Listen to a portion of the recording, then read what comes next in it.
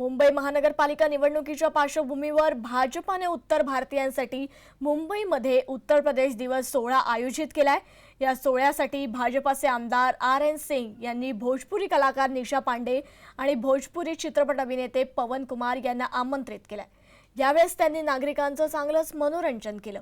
मुंबई महानगरपालिकेच्या निवडणुकीसाठी उत्तर भारतीयांचं महत्त्वाचं योगदान असल्याचंही RN सिंग यांनी म्हटलंय।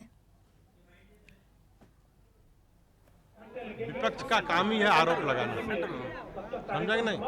सत्ता पक्ष है, उसको आरोप लगाने का उनका काम ही है, समझे ना। विपक्ष तो विपक्ष लगाएगा, लेकिन हम अपना काम करते रहेंगे।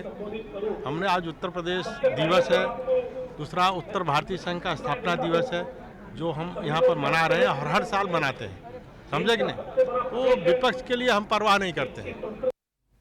दरम्यान यावर काँग्रेसचे नेते कृपाशंकर सिंग यांनी भाजपावर जोरदार टीका केली आहे। निवडणुकीच्या पार्श्वभूमीवर भाजप उत्तर भारतीयांना आकर्षित करण्यासाठी हे करत असल्याचं त्यांनी म्हटलंय। मात्र मत देणाऱ्यांना चांगलंच माहिती आहे की कोणाला मत द्यायचं, असं देखील कृपाशंकर सिंग यांनी म्हटलंय।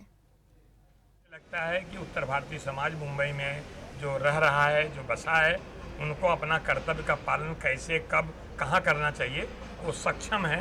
ये सोचने के लिए मैं सिर्फ शुभकामना देता हूँ। धन्यवाद।